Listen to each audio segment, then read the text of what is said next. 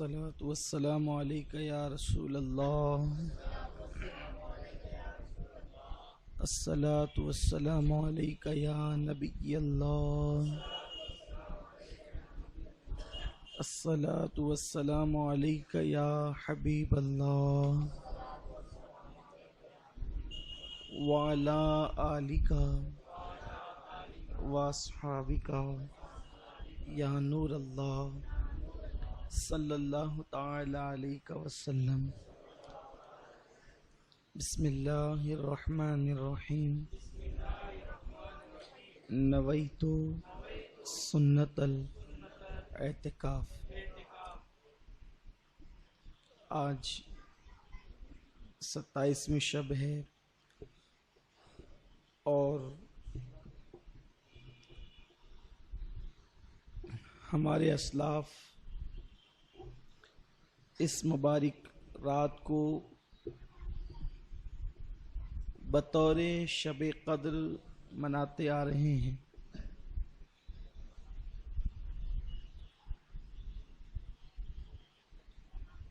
آج کی گفتگو اختصار سے کرنی ہے، اس لیے کہ تھوڑی دیر کے بعد پھر یہاں قیام اللیل یعنی صلاۃ التسبیح اور اس کے بعد دعا ہونی ہے. ٹھیک 1 بجے اس کا وقت ہے. آپ لوگوں کو اس میں بھی شریک ہونا ہے، اس لیے اللہ کی توفیق سے کچھ معروضات شب قدر کے حوالے سے پیش کرنا چاہتا ہوں.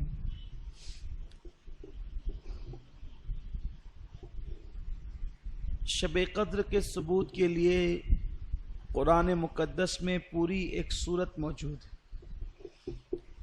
جسے سورہ قدر کے نام سے جانا اور پہچانا جاتا ہے.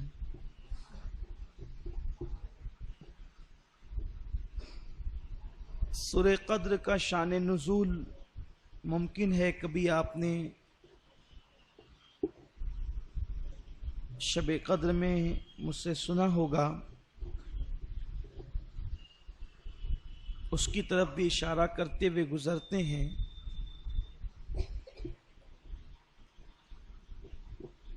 کہ ایک دن اللہ کے حبیب صلی اللہ علیہ وآلہ وسلم نے بنی اسرائیل کے ایک عبادت گزار بندے کا تذکرہ کیا کہ اس نے بہت طویل عرصے تک روزے رکھے، عبادتیں کی، جہاد کیا،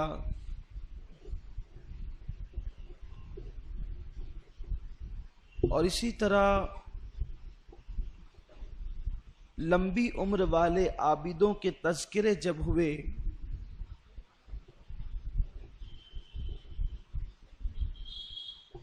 حضور علیہ السلام نے خود کیا صحابہ کے سامنے. پھر صحابہ نے ایک سوال کر دیا کہ یا رسول اللہ صلی اللہ تعالی علیہ وسلم کے ان لوگوں کی عمریں اتنی لمبی لمبی، کوئی 500 سال، کوئی اتنے سال، کوئی اتنے سال،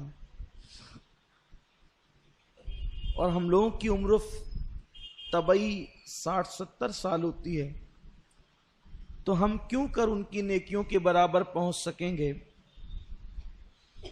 حضور علیہ السلام نے یہ بات سنی اور امت کے حوالے سے سرکار علیہ السلام ایک سوچ میں پڑ گئے اور اپنے سر انور کو حضور نے جھکا لیا. محبوب کی پریشانی یا محبوب کی بے چینی مشیت کو کب دیکھی جانی تھی؟ تو اللہ نے بلبل سدرا کو سورہ قدر لے کر کے بھیج دیا اور فرمایا کہ انا انزلناہ فی لیلۃ القدر وما ادراک ما لیلۃ القدر، کہ یہ جو قرآن ہے ہم نے شب قدر میں نازل کیا، اور تم نے کیا جانا کہ یہ لیلۃ القدر کیا ہے؟ لیلۃ القدر خیر من الف شہر، کہ یہ 1000 مہینوں سے بہتر ہے۔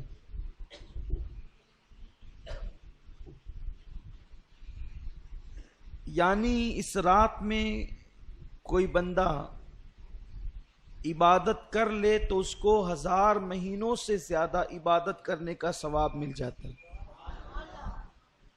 حیرت اس بات پر ہے کہ سوال عمر کے متعلق ہوا تھا، عمر بڑھا دی جاتی،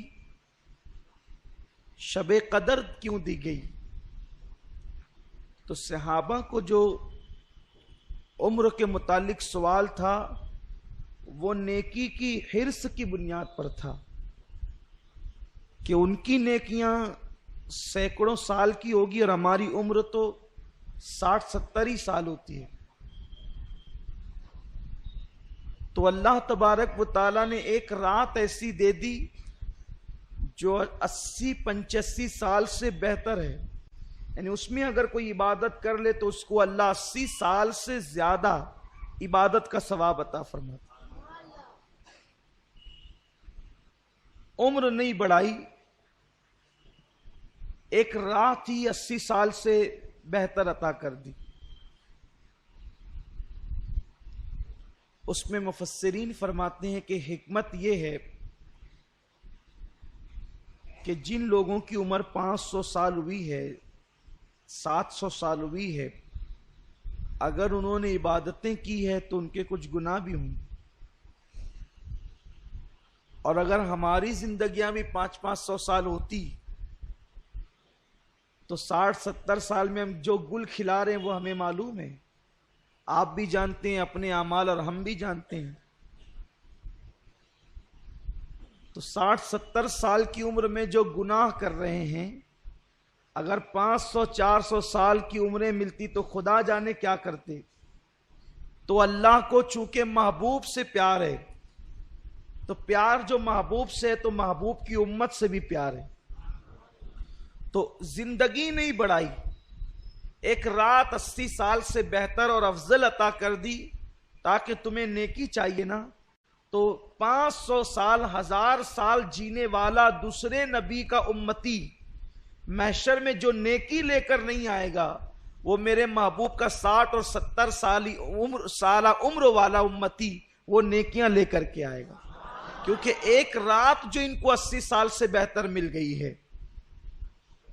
اس لیے اللہ نے عمر بڑھانے کی، اچھا اگر عمر مل جاتی اتنی تو پھر اس میں سونا بھی ہے، کاروبار بھی ہے۔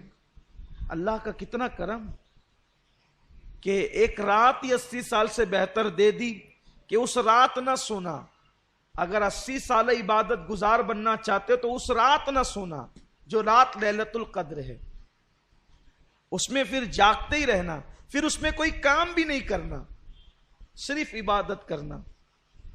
حدیث پاک میں آیا ہے کہ اللہ کے رسول صلی اللہ علیہ وسلم صحابہ سے کہتے تھے کہ پھر اس رات کھانا بھی مت کھاؤ، جتنا ٹائم کھانے میں جائے گا اتنا وقت بھی عبادت میں گزار۔ آقا علیہ السلام فرماتے تھے کہ افطار دودھ سے کر لو تاکہ کچھ طاقت تمہارے اندر رہے، اور رات کا کھانا اور سحری ایک ساتھ کر لینا، یعنی پھر مؤخر کر دو، اس رات کھانے کو بھی مؤخر کر دو، تاخیر کر دو، اس میں سحری اور عشائیہ دونوں ایک ساتھ کر لینا تاکہ یہ ٹائم بچ جائے۔ ام المومنین اما عائشہ صدیقہ فرماتی ہے حضور اس رات تہبند اتنا کس کے باندھتے تھے۔ میں نے پوچھا حضور اتنا کس کے تہبند باندھتے ہیں؟ تو فرماتے ہیں عائشہ عبادت کے لیے کمر کس رہے ہیں۔ جب ٹائٹ کوئی چیز کمر میں باندھی جائے تو پیٹھ سیدھی ہوتی ہے، اور اس میں کھڑے رہنے کے اندر جو ہے وہ انسان کو مدد ملتی ہے۔ تو ایک تو عرفن ہے کمر کسنا، اور ایک تو حقیقتاً ہے کہ کہتے ہیں نا کہ میں نے فلاں کام کے لیے کمر کس لی ہے، یعنی اب یہ کام کر کے ہی رہوں گا۔ تو اللہ کے رسول صلی اللہ علیہ وسلم اس رات عبادت کے لیے کمر کستے تھے، یوں تو ان کی ہر رات ہی عبادت میں گزرتی تھی، ہر رات عبادت میں، بلکہ اللہ فرماتا ہے، ابھی آپ نے سنا نا، یا ایھا المزمل قم اللیل الا قلیلا، اے میرے محبوب، اے جھرمٹ مارنے والے پیغمبر، آپ پوری پوری رات عبادت نہ کیا کریں، کچھ سو بھی جایا کریں۔ یعنی جس کی عبادتوں کو دیکھ کر خدا فرماتا ہے کچھ آرام بھی کر لیا کریں، تھوڑا کچھ آرام بھی کر لیا کریں۔ عبادت کا اتنا ذوق تھا، لیکن اتنی عبادت کرنے والے رسول شب قدر میں اور زیادہ کرتے تھے۔ فرماتی تھی اماں عائشہ کہ حضور علیہ السلام سال بھر جتنی عبادت کرتے تھے اس سے زیادہ کثرت کے ساتھ میرے آقا شب قدر میں عبادت کرتے۔ تو شب قدر کے متعلق اختلاف ہے کہ یہ ہوتی کب ہے۔ کچھ لوگوں نے کہا کہ یہ 23ویں تاریخ کو ہوتی، اس لیے بعض صحابہ 23 کو عبادت کرتے تھے۔ کچھ نے کہا کہ وہ 25 کو ہوتی ہے، کچھ نے کہا کہ وہ 27 کو ہوتی ہے، کچھ نے کہا کہ 29 کو ہوتی ہے، کچھ نے کہا کہ یہ آخری عشرے کی کسی بھی رات میں ہوتی ہے، یا 21 کو ہوگی، یا 22 کو ہوگی، یا 23 کو ہوگی، یا 24 کو، یا 25 کو، 26 کو، 27 کو، 29 کو، کبھی بھی ہو۔ کچھ لوگوں نے کہا کہ نہیں، صرف یہ آخری عشرے میں 5 طاق راتوں میں ہوتی ہے، 21، 23، 25، 27، 29۔ اور بعض لوگ کہتے ہیں کہ وہ 27 ہی کو ہوتی ہے، وہ کچھ دلیل پیش کرتے ہیں۔ ایک دلیل تو یہ حدیث پاک ہے کہ اللہ کے حبیب صلی اللہ علیہ وآلہ وسلم نے 21ویں شب چھوڑ دی، 23ویں کو حضور صحابہ کے ساتھ مسجد میں قیام کے لیے، چونکہ معتکف تو رہتے ہی تھے، قیام کے لیے کھڑے ہوئے اور تھوڑی دیر عبادت کی ہوگی کہ فرمایا کہ جس رات کو تم تلاش کر رہے ہو وہ آج نہیں ہے، وہ اس کے بعد آئے گی۔ تو 23 کو عبادت کی تھوڑی دیر، اور اس کے بعد ان کو آزاد کر دیا صحابہ کو کہ یہ آج نہیں، جسے تلاش کر رہے ہو اس کے بعد آئے گی۔ پھر لوگ اپنے طور پہ عبادتیں کرنے لگے یا گھروں کو چلے گئے جو معتکف نہیں تھے۔ آقا کی تو ہر رات عبادت میں ہی گزرتی تھی۔ پھر فرمایا 24 چھوڑ دیا اور 25 کو آدھی رات تک عبادت کی۔ پھر فرمایا کہ جسے تم ڈھونڈ رہے وہ آج نہیں ہے، وہ اس کے بعد ہے۔ پھر 26ویں شب چھوڑ دی اور 27ویں شب میں حضور نے عبادت کی اور پوری رات عبادت کی، اور رات کے آخری حصے میں اتنی دعا اتنی دعا اتنی دعا گڑ گڑا کر کے کی کہ صحابی کہتے ہیں کہ ہم کو یوں لگا کہ آج سحری حضور نہیں فرمائیں گے، اللہ کے حبیب صلی اللہ علیہ وسلم آج سحری چھوڑ دیں گے، کیونکہ سحری کا وقت تو اب گزر جائے گا۔ حتیٰ کہ سحری کا ٹائم بہت کم رہ گیا تو حضور علیہ السلام نے دعا مکمل کی اور پھر سحری فرمائی، اور پھر مسکرا کر کہتے ہیں جسے تم ڈھونڈ رہے تھے وہ آج ہی تھی۔ تو 27ویں تاریخ کو تو، لیکن کچھ لوگ یہ کہتے ہیں کہ وہ گھومتی رہتی ہے، لیکن ہمارے امام اعظم ابو حنیفہ کا قول یہ ہے کہ وہ 27ویں کو رہتی ہے۔ اصل میں یہ بتایا اس لیے نہیں گیا ہے کہ لوگ جو ہے وہ پھر 27ویں ہی کو عبادت کریں گے اور دوسری راتوں کو چھوڑ دیں گے۔ یہ اس دور میں کہا تھا کہ بتایا نہیں گیا کہ لوگ اسی 27ویں کو کریں گے اور چھوڑ دیں گے، لیکن آج تو حال یہ ہے کہ اگر متعین کر دو کہ 27 ہے تو اس میں بھی نہیں کرتے، ذوق ہی نہیں رہا، شوق ہی نہیں رہا عبادت کا، الا ماشاء اللہ۔ کچھ لوگ یہ کہتے ہیں قرآن خود اشارہ دے رہا ہے کہ شب قدر 27ویں کو ہوتی ہے۔ قرآن میں جو سورہ قدر ہے اس میں لیلۃ القدر 3 مرتبہ آیا ہے، اور اس کے کلمے ہیں 9، تو اگر 3 کو 9 سے ضرب دیں تو 27 بنتے ہیں، اس لیے یہ 27ویں شب کو ہی شب قدر ہوتی ہے۔ دوسری بات یہ ہے کہ اللہ کو طاق عدد بہت پسند ہے، 1، 3، 5، 7، 9، 11، 13 یہ طاق جو عدد اللہ کو پسند ہے. فرمایا گیا کہ وہ وطر ہے اور وطر کو پسند کرتا ہے. لیکن ان طاق سارے اعداد میں اللہ کو 7 زیادہ پسند ہے. اسی لیے کعبے کے طواف میں بھی 7 چکر ہے. صفا مروہ کی سعی بھی 7 ہے. آپ اسی طرح دیکھتے چلے جائیں. اللہ تبارک و تعالیٰ نے طاق عدد کو پسند کیا اور اس طاق میں 7 کو زیادہ پسند کیا.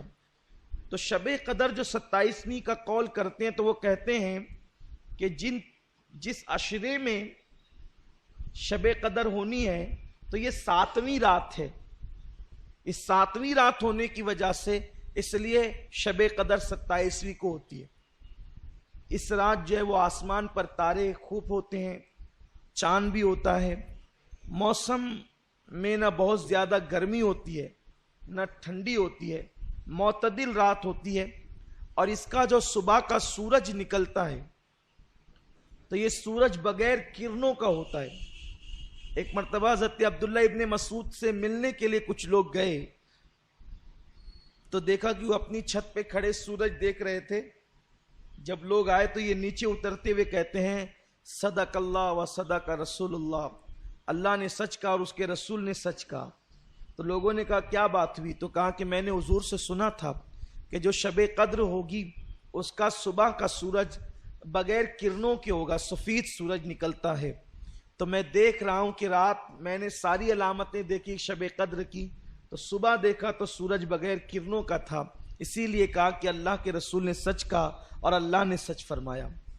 تو یہ رات کی بڑی علامتیں ہیں اور اس ایک رات کی عبادت اللہ نے 80 سال سے بڑھ کر کی. اسی لیے جب یہ رات آئے تو اس میں مغرب کے بعد غسل کرنا سنت ہے. بعد مغرب حضور علیہ السلام کا معمول ہے کہ اللہ کے حبیب صلی اللہ علیہ وسلم بعد مغرب غسل فرماتے تھے. اس کے بعد آقا کریم صلی اللہ علیہ وسلم مسجد میں عبادت کرنا اس رات کو پسند کرتے تھے. گھر میں بھی کر سکتے ہیں, لیکن بلکہ صحابہ کرام تو شب قدر میں نئے لباس کا اہتمام کرتے تھے, نئے کپڑے وہ پہنتے تھے شب قدر میں. کچھ صحابہ تو ایک ہی لباس سلا کر رکھے ہوئے تھے, جیسے حضرت انس ابن خزیمہ وغیرہ, کہ یہ حضرات اسی رات میں وہ لباس پہنتے تھے اور پھر کسی وقت اس لباس کو استعمال نہیں کرتے تھے. آقا کریم صلی اللہ علیہ وسلم سے پوچھا گیا کہ یا رسول اللہ, اگر ہم شب قدر پائیں تو اس میں سب سے زیادہ کون سی عبادت کریں؟ اللہ کو اس رات کون سا عمل سب سے زیادہ پسند ہے؟ تو اللہ کے حبیب صلی اللہ علیہ وسلم نے فرمایا اگر وہ رات تمہیں مل جائے تو کثرت کے ساتھ دعا کرنا, کیونکہ اس رات اللہ کو دعا بہت پسند ہے.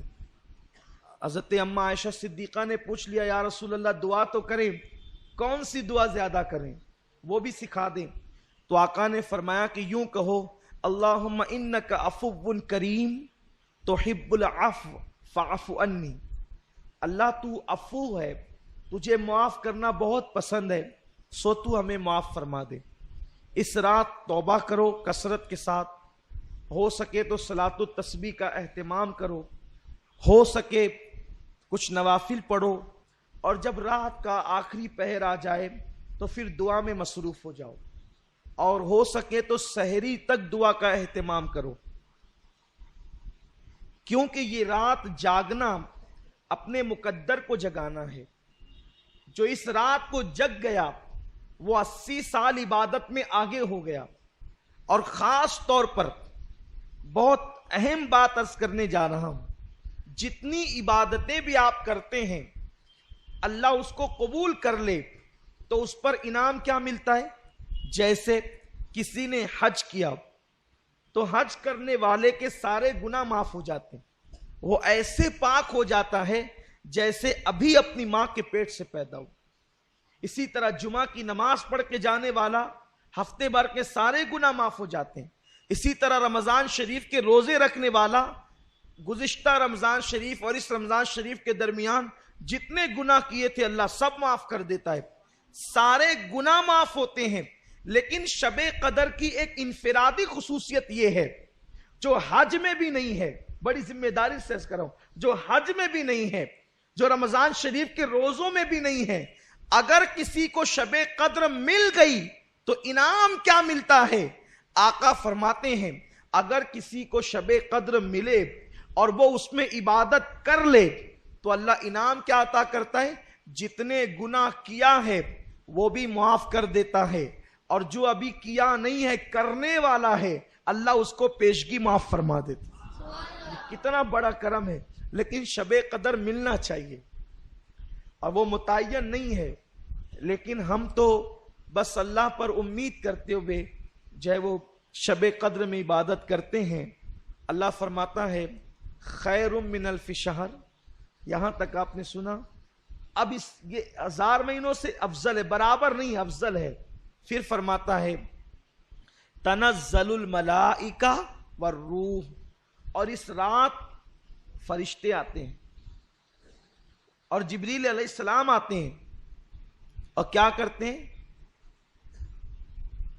سلام ہی حتی مطلع الفجر، فجر تک وہ لوگوں کے لیے جو عبادت میں مصروف ہوتے ہیں سلامتی کی دعا کرتے ہیں، ان پہ سلامتی بھیجتے ہیں، انہیں سلام کرتے ہیں۔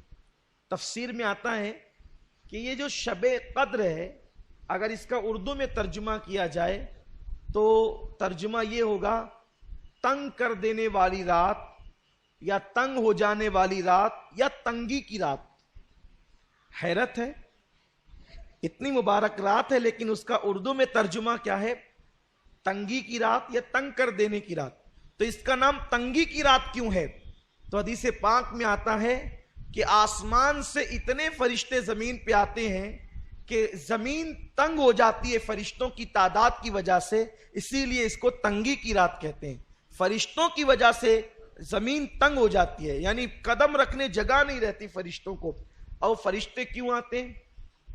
وہ رات بھر مسافہ کرتے ہیں، مغرب سے لے کر فجر تک۔ کن سے؟ عبادت کرنے والوں سے۔ فرشتے مسافہ کرتے ہیں، فرشتے زیارت کرتے ہیں، تمہاری دعاؤں میں شریک رہتے ہیں۔ اور بعض مفسرین نے تو یہ بھی بتا دیا کہ فرشتے مسافہ کرتے ہیں، اس کی نشانی اور علامت کیا ہے؟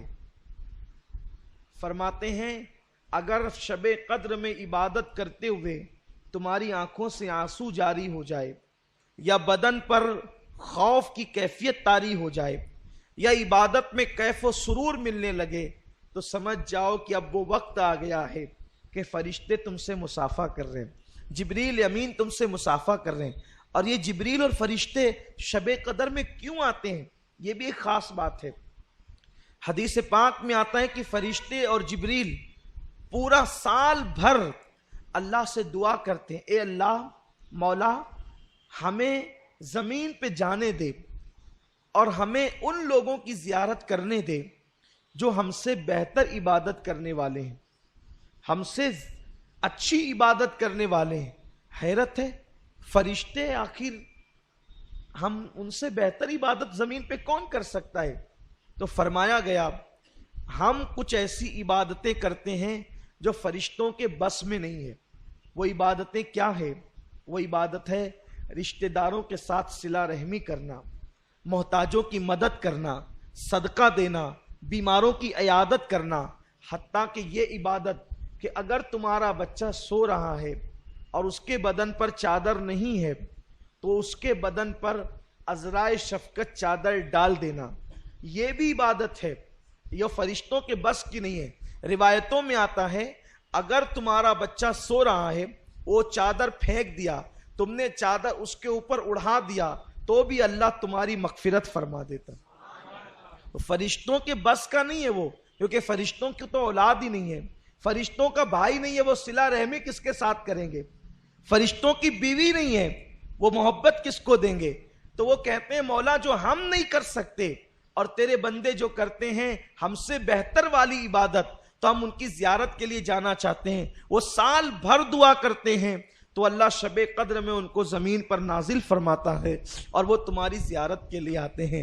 انسان تو کتنا خوش نصیب ہے، اگر تو صلہ رحمی کرے، لوگوں سے پیار کرے، اگر تو لوگوں سے محبت کرے تو تیرا مرتبہ کتنا بڑھ جاتا ہے کہ اللہ کے معصوم فرشتے تیری زیارت کے لیے آتے ہیں، تجھ سے مصافحہ اور تجھے سلام کرنے کے لیے آتے ہیں۔ پیارے آقا صلی اللہ علیہ وسلم کے پیارے دیوانوں، آج لیلۃ القدر ہے انشاءاللہ اللہ نے چاہت، اور شب قدر کب ہوتی ہے ایک راز ہی کھول دوں تاکہ پتہ چل جائے۔ فرمایا صوفیاء کرام نے کہ جس رات تو دل کی گہرائی سے اخلاص کے ساتھ عبادت کر، وہی رات تیرے لیے شب قدر ہے۔ شب قدر میں بھی سوتا پڑا رہے تو کیا ملے گا؟ شب قدر میں گناہ کرے تو کیا ملے گا؟ شب قدر میں ہاتھ باندھ کر نماز میں کھڑا رہے اور تیرا دل و دماغ کاروبار میں رہے تو کیا ملے گا؟ اور اگر تو نے 2 رکعت نماز کسی رات میں دل کو حاضر کر کے اس کی محبت میں پڑھ لیا تو وہی تیرے لیے شب قدر ہے۔ اس لیے آج کی رات ہمیں عبادت میں گزارنا ہے، اور میں بھی چاہتا ہوں کہ حالانکہ علم دین سیکھنا سکھانا یہ نفل عبادتوں میں بہت بڑی عبادت ہے، لیکن ہم نے اپنی محفل کر لی ہے، اور کل پرسوں بھی محفلیں ہوگی، زندگی رہے گی تو بیانات کی محفلیں ہوتی ہی رہے گی۔ تو میں یہ چاہتا ہوں کہ ہم اور آپ اپنی ضروریات سے فارغ ہو کر پھر سے مسجد میں آئیں۔ ٹھیک 1 بجے انشاءاللہ ہم جو ہے وہ قیام اللیل کی تیاری کریں گے، اور اس کے بعد تھوڑی دیر قیام کرنے کے بعد اللہ جتنی توفیق دے اتنی عبادت کرنے کے بعد پھر ذکر ہوگا، اور خاص طور پر تصور مدینہ میں دعا ہوگی۔ انشاءاللہ تصور مدینہ میں جو دعا ہوگی وہ کیبل پہ نشر کی جائے گی، تاکہ جو خواتین عورتیں ہیں وہ اس دعا میں شریک ہو سکے اور اس دعا کی برکتوں سے مالا مال ہو سکے۔ اللہ تعالیٰ مجھے آپ سب کو شب قدر کی برکتوں سے مالا مال فرمائے، اور اللہ تعالیٰ ہمیں پوری رات کثرت کے ساتھ عبادت کرنے کی توفیق عطا فرمائے۔ اپنی اپنی دعائیں بھی کریں، کچھ تلاوت بھی کر لیں، اور پھر اگر کوئی ضرورت ہو تو اس سے فارغ بھی ہو لیں، اور جلدی سے مسجد میں آ جائیں تاکہ ہم وقت مقررہ پر ساری عبادتیں کر سکیں۔ کیونکہ شب برات اور شب قدر میں فرق یہ ہوتا ہے کہ شب برات میں نفل روزہ ہوتا ہے، کوئی رکھتا ہے کوئی نہیں رکھتا، اور پانی بھی پی لیا تو سحری ہو گئی، لیکن یہاں اعتکاف والوں کا بھی ہمیں خیال کرنا ہوتا ہے، تو ہمیں 3 بجے سے پہلے اپنی محفل ختم ہی کرنی پڑے گی تاکہ اعتکاف والے سحری کر لیں اور ہم لوگ بھی اپنے اپنے گھروں کو سحری سے پہلے پہنچ سکے۔ تو یہ اعلان ہے، جو لوگ سن رہے ہیں، جو نہیں ہیں 1 بجے کا ٹائم ہے وہ بھی مسجد میں آ سکتے ہیں، جو موجود ہے وہ ضروریات سے فارغ ہو کر مسجد میں آ جائیں۔ الفاتحہ الی حضرت النبی الکریم علیہ افضل الصلاۃ و اکمل التسلیم۔